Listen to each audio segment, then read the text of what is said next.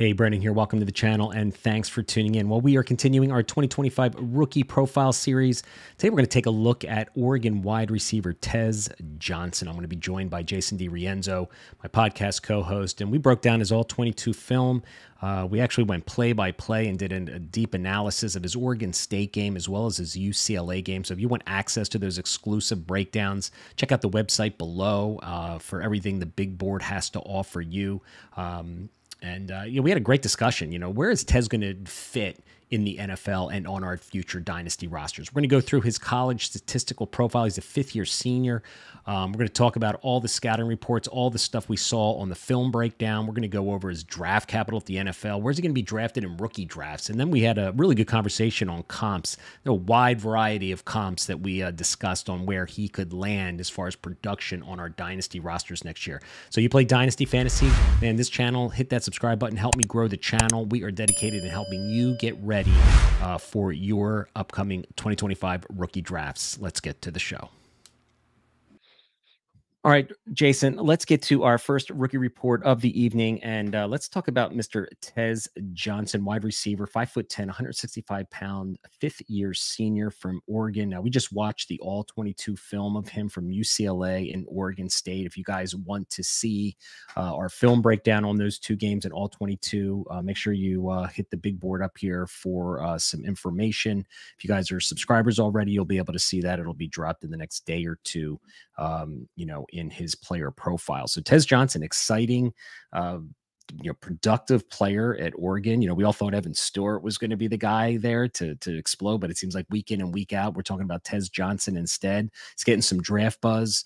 We talked about our top 10 wide receivers in the 2025 draft class. He didn't fall if in either of us in our top 10. We might be the minority because there's a lot of people that like Tez Johnson right now. But after watching his film, his production, before we get to his film, his production this year has been really, really good. Like I said, he has just been tearing it up with 649 yards. And this is through week 10 of college football or week 11? Week 10. We're into week 10, I believe. It's fine, man. I think it's week 10. First week in November. How's that? There we go. Like that. Let's go with that. 81% catch percentage. Again, watching the film, we know why, because it's all short around the line of scrimmage. So that makes sense. 649 yards, 8 TDs, primarily a slot player, 80% this year out of the slot. He's got some decent yak ability. His ADOT is something we're going to talk about that I want to talk about a little bit. Is a little bit of a concern, but we watched the all-22 film. What was your overall thought process that you came away with? And then I'll follow up with some of the scouting notes I have in my on the big board here. Yeah, I mean, overall, you just instantly see the twitchy athleticism right off the line of scrimmage. You see that acceleration. He's got some length in his legs, so you see those long strides. So the acceleration burst is instantaneous, and I like how he sells the vertical route, keeps his eyes straight down the line, and he uses that to manipulate defenders, whether he's going to break inside or outside. And he does a really good job of that portion of it. Did see him use his hands too, as far as like a minor swipe or so, in order to create separation within his break. So that's good to see. There's nothing like explosive as far as him coming out of his breaks. Some of that is rounded, but it's also because a lot of times he's going into off man coverage, and there's a lot of space, and he can do a really good job of exploiting that zone coverage, eating into the middle of the field, getting himself available for his quarterback. Even if the initial route kind of breaks down and the defender's at his hip, he does a good job of creating a combo route and still continuing on until he can get available for his quarterback. So that's good to see too. There is some yak ability if he can create that space, but if it comes down to his functional strength to create the yards after the catch, that is just not going to happen. The functional strength is definitely something that's going to limit him. And there's a bit of inconsistency with the hands, I'm sure you're going to talk about too. But overall, I see a space creator and a guy who does good with manufactured touches, and does a good job of exploiting zone coverage and navigating through the seams. Yeah, I agree. I think his burst and acceleration were really good. As a route runner, when we watched the film, like you said, he faced a lot of soft coverage. Whether or not Right. he's facing, hand fighting and a guy in his face, we really didn't see much of that through the two games. It was Oregon State and UCLA games. I thought his yards after the catch was a plus. I think he's got the ability. He's got that twitchiness. He's got the explosion. I think he's got some good footwork, and he's got the ability to change direction. The thing that you have to be concerned about, again, I want to talk about the A dot, right? The average depth of target this year has gone down the last 3 years from 10 back in 2 years ago to 8 now to 5, right? So, Wow. his average depth of target, we saw watching the film that he was getting, throws right at the line of scrimmage, inside slant routes. I think he does a really Mhm. nice job of, finding the zones and soft coverage, and understands what he's looking at from a defensive standpoint to exploit those voided areas, making himself available for Dylan Gabriel this year. I think he's done a really nice job, especially in the middle of the field. But we don't see any vertical. Saw some vertical plays, not on the boundary, but some post patterns, some deep patterns. He's working the seam. But I guess at 5'10", 165 pounds, you just have to worry about those manufactured touches that you talked about that we saw littered all over those two films. Just don't think that you know the sweeps and the wide receiver screens and stuff like that are how he's going to be used in the NFL. I think he's going to be a wide receiver 3 or 4 on a team where he's going to hopefully get lost in zone coverage somewhere out of the slot, where he'll be able to exploit those soft areas in the zones, get the ball in his hands, and do some damage. And like you had mentioned when we did the film review, he has that ability to win vertical if he gets a nice clean release, Mm. and he's kind of he gets lost in that secondary. But I think the functional strength is a question. I think the hands, we saw a lot of body catching.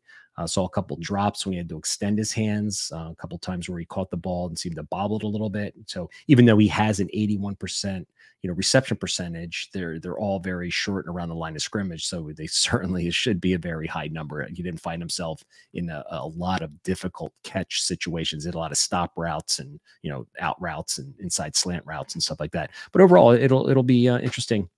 Good film review that we Sure. had on him. Yeah, absolutely. So let's talk about his draft capital.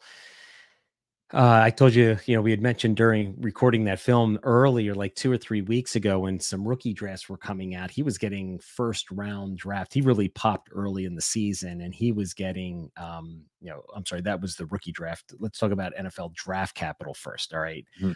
I don't see him before day 3. Do you? No, I mean, not from what we watched. I mean, he's been highly productive throughout his career. I mean, even at Troy, it looks like he was productive there too. Hmm. But man, he's gonna be an older prospect, the size and just the limited ways that you can use him because a 165-pound frame is really hard to figure out when going against NFL corners. So I kind of have to agree with you. The NFL might look at it differently, but yeah, I agree. I could see a team taking a shot with him if they have two established wide receivers, a really, maybe bigger wide receivers, a good quarterback, good running game, and overall good. Like I'd like to see him land on a good team that needs that Mhm. shot in the arm, right? Just a Um, difference, and knows different, how to use a player like this. and knows how to use a player, right? Getting him in space and Right. and getting him to exploit those voids in coverage. So now going back to the Superflex rookie draft, what I was saying before, early rookie drafts that I saw, coming out from people in the industry, we're tagging him as a round 1 wide receiver, and it's always kind of shook my head when I saw that. I still don't see that. I think Superflex rookie drafts. I think he's maybe late second, early third. What are your thoughts? That's a Superflex now. Yeah, I think that's probably the right range for him. Like, there's a group of guys that I'd much rather have that aren't being valued the way he is. I mean, I'd much rather have Ja'Cory Brooks than Tez Johnson in fantasy. I can tell you that right now. Ricky White, I'd rather have based on what Mhm. I've seen. So I don't value Tez in fantasy. I think like the community is, and I think probably that early third range is probably the right range for him. Yeah, that's late second, early third, and he could I go would. early second if he gets that dream landing spot that Oh, we if he gets yeah right. that we all hope for all the time, right? So my player comp, I really struggled with this, right? Because I think there's a wide range of outcomes that in the community, just not myself, but so the question I have is he a Tank Dell, Josh Downs type player, or is he a Jacob Cowing, Malik Washington type player? Mm. And I went with more of the Jacob Cowing, who was a third round pick last year. I'm sorry, a fourth round pick last year, landed on the 49ers, where they're probably going to try and incorporate him. But man, I'll tell you, Jacob Cowing, he was unbelievable for Arizona. I mean, So good. physical, tough. So I good. mean, the production was off the charts with Jacob Cowing. But Yeah. again, these smaller prospects, we have to be careful because, yeah, people are excited about Josh Downs and Tank Dell right now, how they continue to hold up in the NFL, but so far so good. So I got Jacob Cowing. Who was your comp? Yeah, I went with Tutu Atwell. The size Mm, and the way I'm looking at how Tez might be used is how the Rams are using him in just spot situations. I mean, Tez could be a guy where he has a week where he's got 8 receptions, 150 yards, and a touchdown, and then the next 3 weeks he has two nothing. receptions for 25 yards. Like he's that inconsistent guy based on usage, and I think he might be a frustrating fantasy asset to own. Yeah, I think you're right there. So I would agree 100% Yeah. with just his what is he going to be from it? I look at a dynasty wide receiver and I want somebody who's going to be consistent, so I don't Right. know if he's going to be Yeah. that consistent guy or he's going to be a flex that you're going to throw in when you need to. So we'll have to see. I'm sure he'll continue to have a great season at Oregon, and I'm sure we'll be talking about him in the future. But there's our rookie profile for Tez Johnson for the 2025 NFL Draft.